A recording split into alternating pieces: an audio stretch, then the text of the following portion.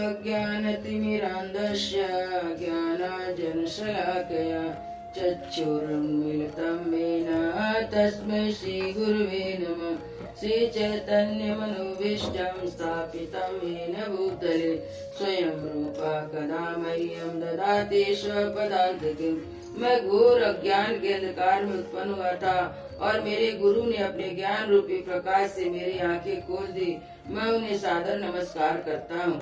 श्रीला रूप गोस्वामी प्रभुपाद कब मुझे अपने चरण कमल में शरण प्रदान करेंगे, जिन्होंने जगत में भगवान चैतन्य की इच्छा की पूर्ति के लिए प्रचार मिशन की स्थापना की।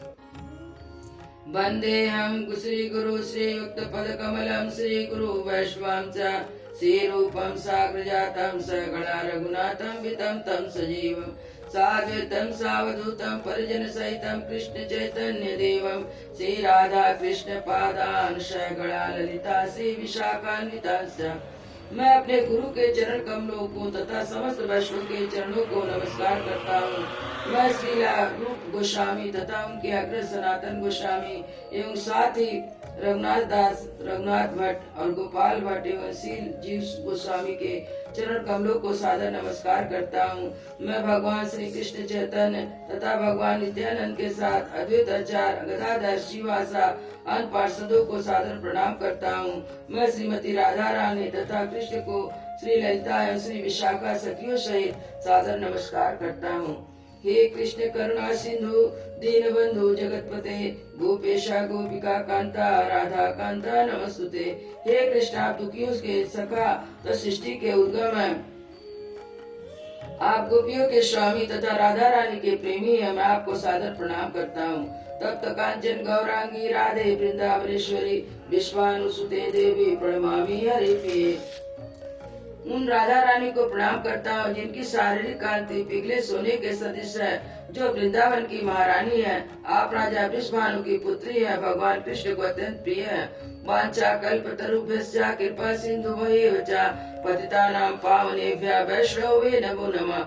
मैं भगवान के समस्त वैष्णव भक्तों को सादर नमस्कार करता हूँ। वे कल्प वृक्ष के समान सबों की इच्छा पूर्ण करने में समर्थ है और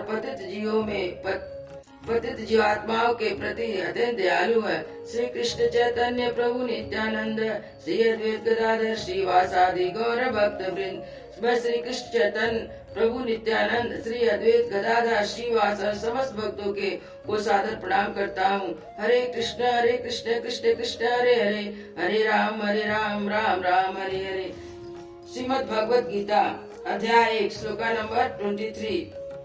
योस्मानावेच्छेहं यायते यत्र समागता धात्राष्टा दुर्बुद्धे युद्धे प्रियचिकीर्षवा। योस्मानावेच्छेहं यायते यत्र समागता धात्राष्टा दुर्बुद्धे युद्धे प्रियचिकीर्षवा।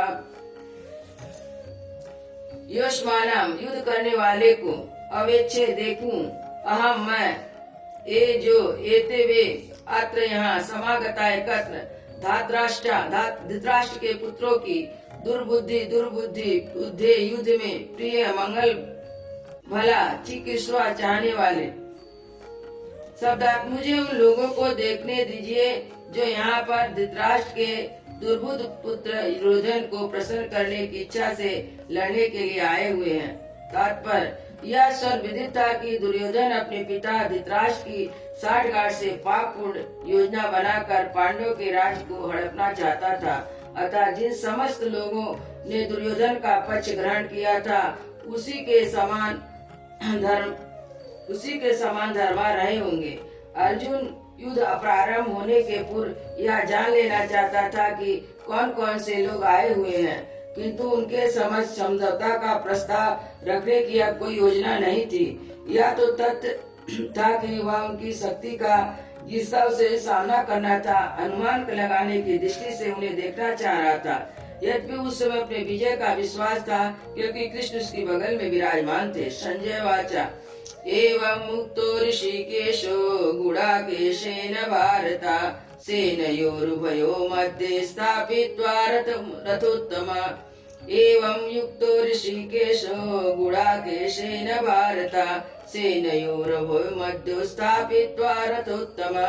संजय वाचा, संजय ने कहा, एवं इस प्रकार युक्त कहे गए ऋषिकेश भगवान कृष्ण ने गुड़ाकेशन अर्जुन द्वारा भारत, हे भरत के वंशज, सेनाओं के उभयो दोनों मध्य में स्थापित खड़ा करके रथ उत्तम उस रथ को।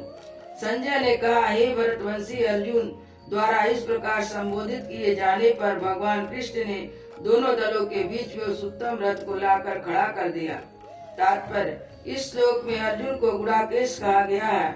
गुड़ाकेश का अर्थ है नींद, और जो नींद को जीत लेता हुआ गुड़ाकेश है। नींद का अर्थ है ज्ञान भी, अर्थात अर्जुन ने कृष्ण की मित्रता के कारण नींद और अज्ञान दोनों पर विजय प्राप्त की थी। कृष्ण के भक्त के रूप में वह कृष्ण को क्षण भर भी नहीं भुला पाया, क्योंकि भक्त का स्वभाव ऐसा होता है, यहाँ तक कि चलते तथा सोते हुए भी कृष्ण के नाम, रूप, गुण और लीलाओं के चिंतन से भक्त कभी मुक्त नहीं रह सकता। अतः कृष्ण का भक्त उनका निरंतर चिंतन करते हुए नींद और अज्ञान दोनों को जीत सकता है। इसी को कृष्ण भावना अमृत या समाधि कहते हैं। प्रत्येक जीव की इंद्रिया तथा मन के निर्देशक अर्थात ऋषिकेश के रूप में कृष्ण अर्जुन के मंतव्य को समझ गए। वह क्यों सेनाओं के मध्य में रथ को खड़ा करवाना चाहता है, अतः उन्होंने वैसा किया। फिर वे इस प्रकार बोले, विश्वद्रोण प्रमुखता सर्वेषां च महीचितां वाचा पार्थ पश्येतान् संवेतान् कुरु नीति। विश्वद्रोण प्रमुखता सर्वेषां च महीचितां वाचा पार्थ पश्येतान् संवेतान् कुरु नीति। भीष्म पितामह, द्रोण गुरु द्रोण प्रमुखता सेना के समक्ष, सर्वेशाम सबों के, चा भी, महीचिताम संसार भर के राजा, वाचा कहा, पार्थ हे पिता के पुत्र, पश्य देखो, एतान इन सबको, संवेतान एकत्रित, कुरु वंश के सदस्य को, इति इस प्रकार भीष्म द्रोण तथा विश्व भर के अन्य समस्त राजाओं के सामने भगवान ने कहा, हे पार्थ यहाँ पर एकत्र सारे कुरुओं को देखो। तात्पर्य, समस्त जीवों के परमात्मा स्वरूप भगवान कृष्ण यह जानते थे कि अर्जुन के मन में क्या बीत रहा है। इस प्रसंग में ऋषि के शब्द का प्रयोग सूचित करता है कि वे सब कुछ जानते थे। इसी प्रकार पार्थ शब्द अर्थात पार्थ पिता का कुंती पुत्र भी अर्जुन के लिए उपयुक्त होने के कारण महत्वपूर्ण है।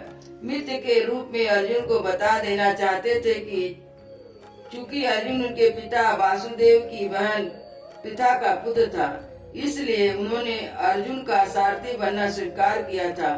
किंतु जब उन्होंने अर्जुन से कुरुओं को देखो कहा तो इसकी क्या अभिप्राय था? क्या अर्जुन वहीं पर रुककर युद्ध करना नहीं चाहता था? कृष्ण को अपनी बुआ पिता के पुत्र से कभी भी ऐसी आशा नहीं थी। इस प्रकार कृष्ण अपने मित्र की मनस्थिति की पूर्व सूचना परिहास बस दी है।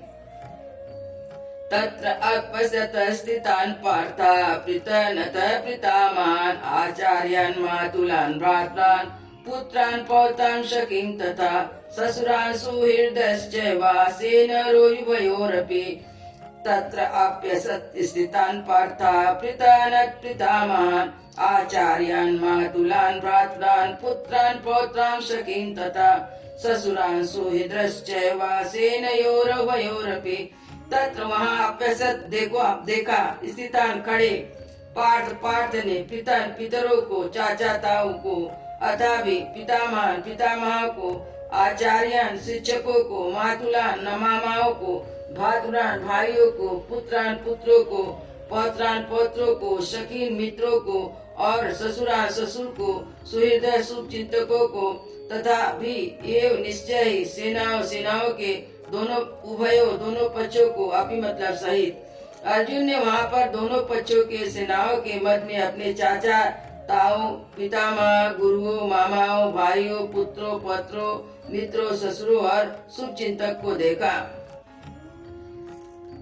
तात्पर्य, अर्जुन युद्ध भूमि अपने सभी संबंधियों को देख सका। वह अपने पिता के समकालीन भूरिश्रवा जैसे व्यक्तियों में भीष्म तथा सोमदत्त जैसे पितामहों, द्रोणाचार्य तथा कृपा जैसे गुरुओं, शल्य तथा शकुनि जैसे मामाओं और दुर्योधन जैसे भाइयों को, लक्ष्मण जैसा पुत्रों,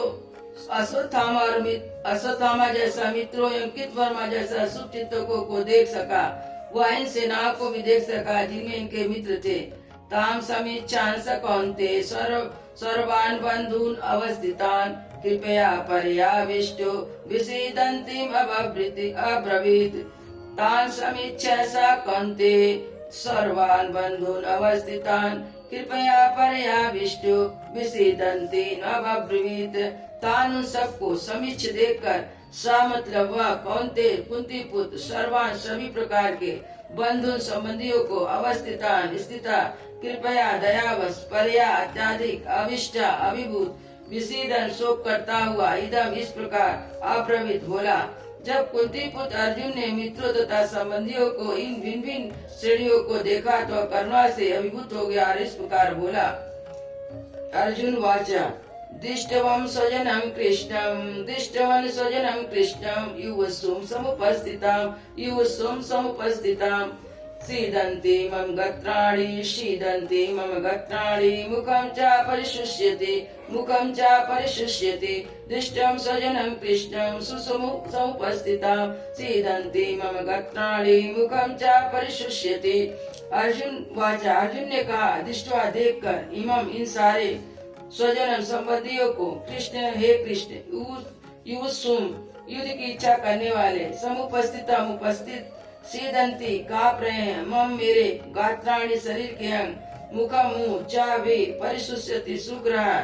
अर्जुन ने कहा हे कृष्ण इस प्रकार युद्ध की इच्छा रखने वाले अपने मित्रों तथा संबंधियों को अपने समझ देखकर मेरे शरीर के अंग कांप रहे हैं और मेरा मुख सूखा जा रहा है।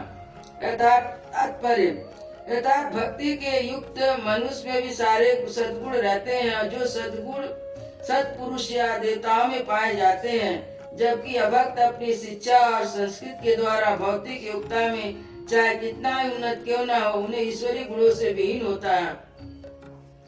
तथा स्वजनों मित्रों संबंधियों को युद्ध भूमि में देखते ही अर्जुन उन सबों के लिए करुणा से अभिभूत हो गया जिन्होंने परस्पर युद्ध करने का निश्चय किया था। जहाँ तक उसके अपने सैनिकों का संबंध था वह उनके प्रति प्रारंभ से ही दयालु था, किंतु विपक्षी दल के सैनिकों को भी आसन्न मृत्यु को देखकर उन पर दया का अनुभव कर रहा था। जब वह इस पर सोच रहा था उसके अंग में कंपन